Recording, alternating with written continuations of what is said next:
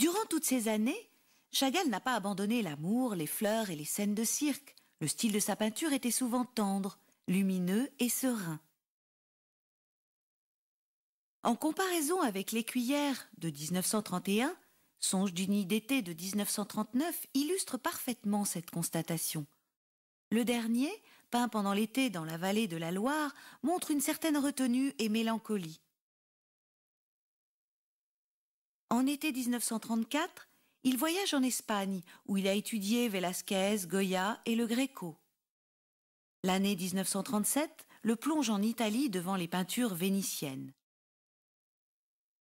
Ce changement a atteint son apogée avec l'énorme entreprise de la Révolution 1937, cette toile gigantesque, peinte dans les années les plus atroces de la guerre civile espagnole, montre les événements de cette époque tels que l'artiste les a ressentis. La crucifixion blanche, 1938. Cette peinture est une réponse directe aux événements de l'époque. Au centre, sous un flux de lumière blanche, est la représentation du crucifié, non dans l'espérance du salut, mais comme le symbole des Juifs martyrs.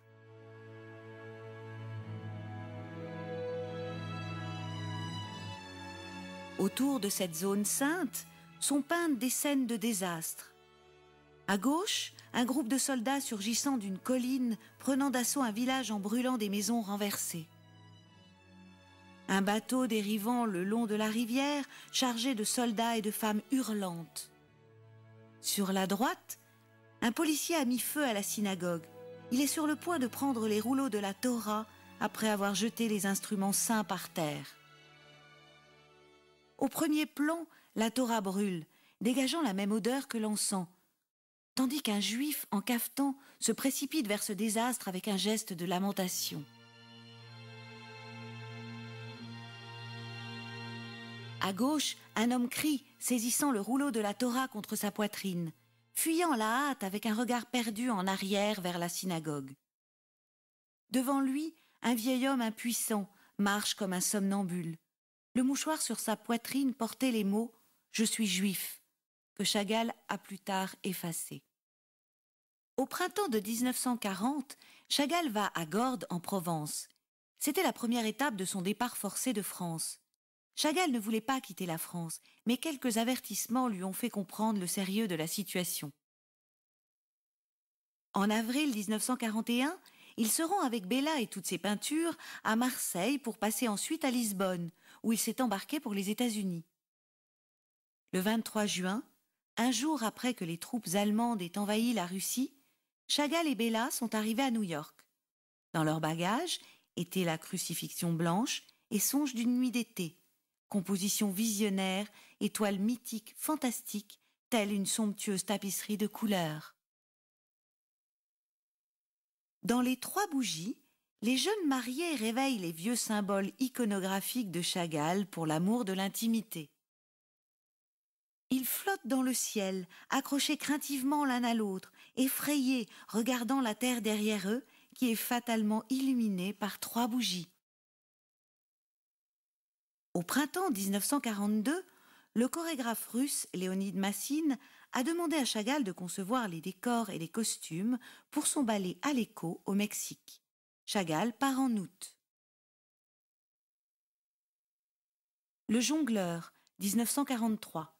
C'est le premier tableau intéressant des années américaines de Chagall et le point de départ d'un nouveau cycle d'images allégoriques.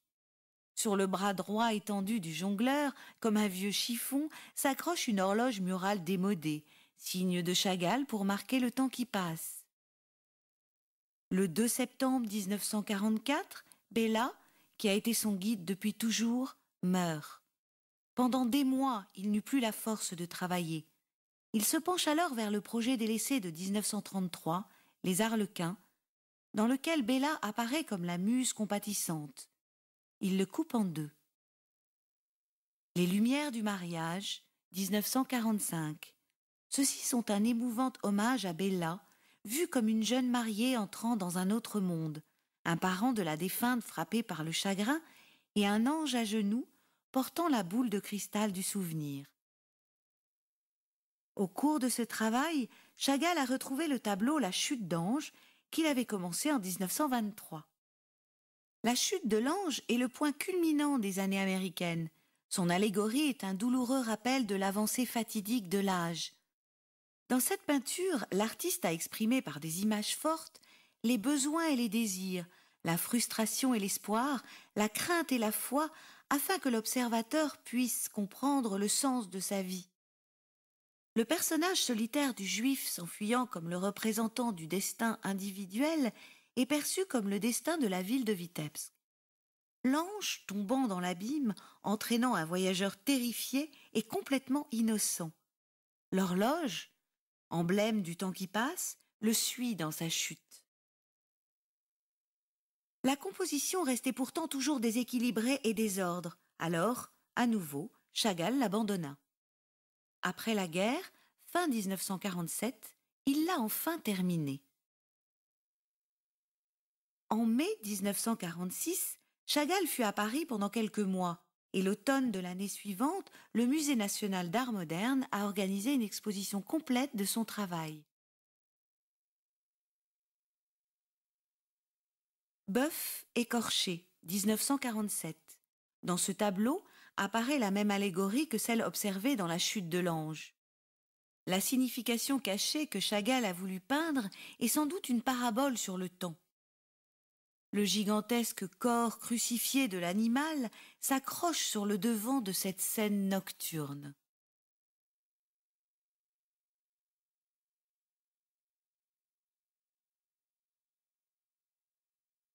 En août 1948, Chagall est retourné en France pour y habiter définitivement. Dans un premier temps, il a logé à Orgeval près de Paris, mais il passait les mois d'hiver à Saint-Jean-Cap-Ferrat près de Nice. En 1950, il s'est installé à Vence dans sa propre maison. Même s'il se déplaçait fréquemment à Paris, en Israël en 1951, quelques semaines en Grèce en 1952 et en 1954 des voyages occasionnels en Italie, Chagall était maintenant établi. Plus tard, des commissions importantes ont nécessité des voyages en Israël et aux États-Unis. Mais néanmoins, son travail principal a été peint dans son paisible atelier du Midi. Chagall a pris contact avec l'éditeur Thériade, le rédacteur de Verve et le successeur de Vollard mort au début des années 40. Ils ont commencé la publication de la série des illustrations du peintre abandonnée par Vollard. En 1948, Âmes mortes ont été publiées. En 1952, Fables. Et en 1957, les illustrations de la Bible que Chagall avait achevées entre 1952 et 1956. C'était aussi Thériade qui, en 1952, a demandé à Chagall d'illustrer de lithographies originales en couleur Daphnis et Chloé de Longus, poète peu connu de la Grèce antique, ce qui incite Chagall à partir pour la première fois dans ce pays. La beauté lyrique et la sensualité de l'histoire ont trouvé des admirateurs, de Shakespeare à Goethe, et ont eu une grande influence sur la littérature européenne. Mais ce n'est qu'en 1810 que le premier manuscrit complet de Daphnis et Chloé a été découvert, à Florence. Les illustrations de Marc Chagall pour ce conte pastoral, qui se situe dans l'île de Lesbos, ont été directement inspirées de son séjour en Grèce. Ces lithographies associent la luxuriance du royaume méditerranéen de Pan et Éros avec des résurgences de contes juifs populaires russes. Elles célèbrent les amants dans des compositions dont les merveilleuses couleurs évoquent l'Éden avec cette sensibilité inimitable de Chagall. Portrait de Vava. Un événement important est arrivé dans la vie de Chagall, son mariage avec Valentina Brodsky, Vava, en 1952. Il commence ainsi une nouvelle vie avec sa compagne, ce qui était indispensable pour son équilibre personnel.